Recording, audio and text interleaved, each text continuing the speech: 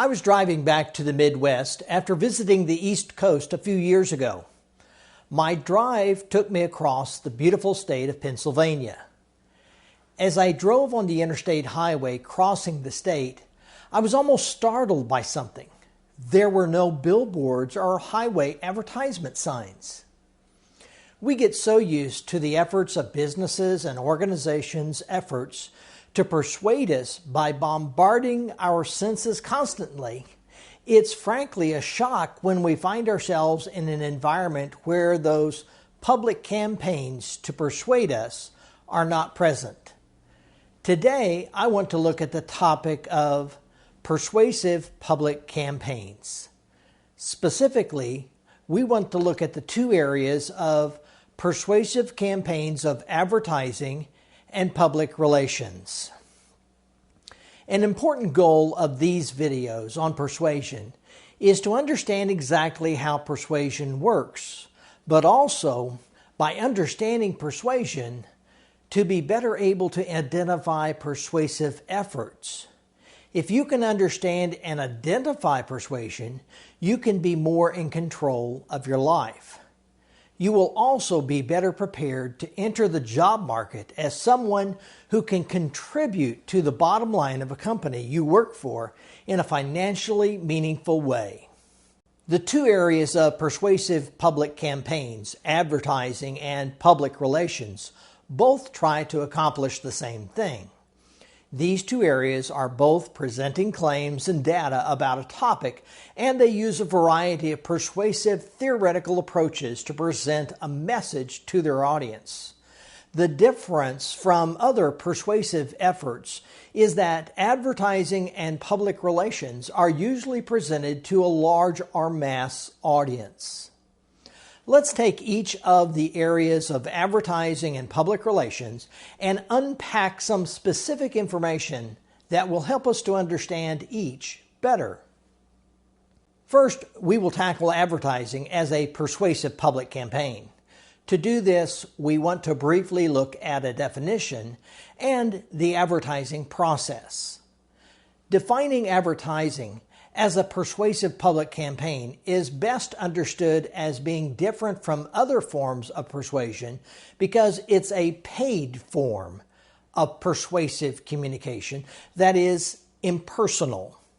The focus of advertising is often selling, meaning convincing you to spend your assets. This could be money or time, to purchase a product, a service, or to be part of an effort or a lifestyle.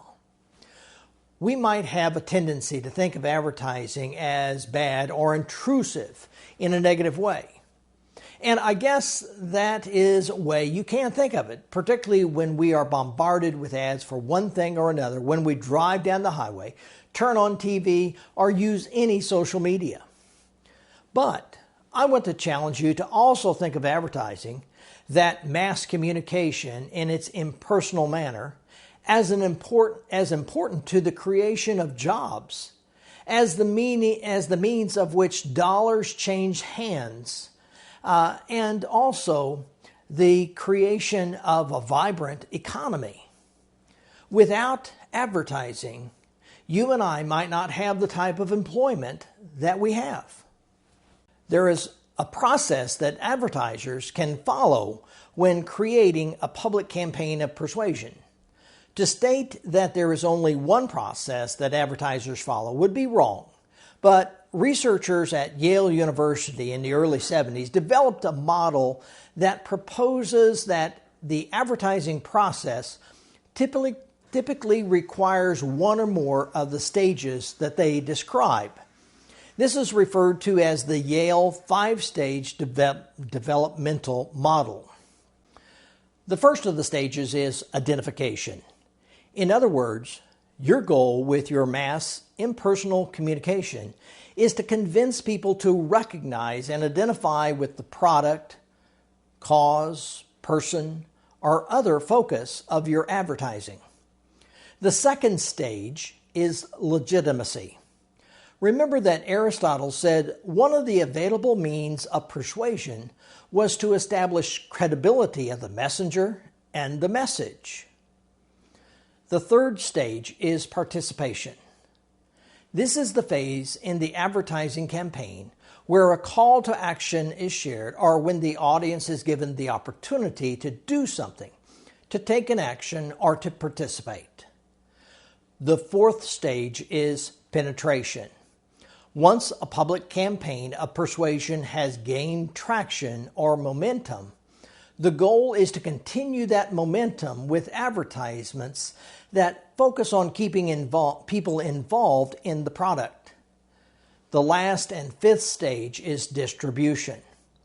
This is the stage where an advertiser will focus on demonstrating to the people who have bought in that they have done the right thing and that the product is doing what it promised. We might think of advertising as one advertisement, but many times a manufacturer or an organization will develop a whole series of specific and different advertisements that are part of an overall public campaign. The second area of public campaigns, public relations, is usually conducted the same way. Public relations are not usually a single action. Public relations are conducted in a planned and sustained manner as a campaign to persuade the public. So let's define public relations and explore the process of public relations. The definition that works for our purposes in this video is that the function of public relations is to influence audiences to change their opinion, belief, attitudes, or behavior. A person, organization, or a business will seek to either proactively or reactively change how the public or a specific part of the public feel or think about something. Public relations are not concerned with an audience purchasing a product. Public relations are concerned about molding thinking. As stated, a public relations campaign may try to proactively or before the fact develop a message designed to shape opinion. Or public relations might be utilized to deal with an action or event that has already occurred so that the public views the event in a chosen way. Also, depending upon the situation, public relations focus on developing and maintaining a public opinion. The process of how a public relations persuasive campaign works or can work is a subject that can hardly be fully explained in this short video, but we'll make an attempt at a cursory explanation. Just like a good public speaker, a group of public relations professionals or practitioners work to develop a clear message that the chosen audience will understand and remember. They will research, decide the objective, choose the means of accomplishing the objective, and evaluate their efforts. Another way to explain how a public relations campaign works is the acronym PI. PI stands for Planning, Implementation, and Evaluation. In the planning stage of a public relations effort, the team works to fully understand the people involved. This includes understanding the client and who they are, understanding fully the audience for the message, and understanding also the available channels of communication available and choosing the best channels to accomplish the goal. The implementation phase of the public relations campaign is all about decisions. Decisions have to be made about particular strategies that will work best, how much money can be and will be spent to shape the opinion of the public, and about a timeline for the effort. Decisions are also made about which communication will work best, and this might be a letter, a company newsletter, an email, texting, social media, or TV or radio messages. Evaluation is an important part of any public relations campaign. With clear goals established in the planning phase, and clear decisions in the implementation phase, the PR team can now measure qualitatively and/or quantitatively how well the public relations campaign is working.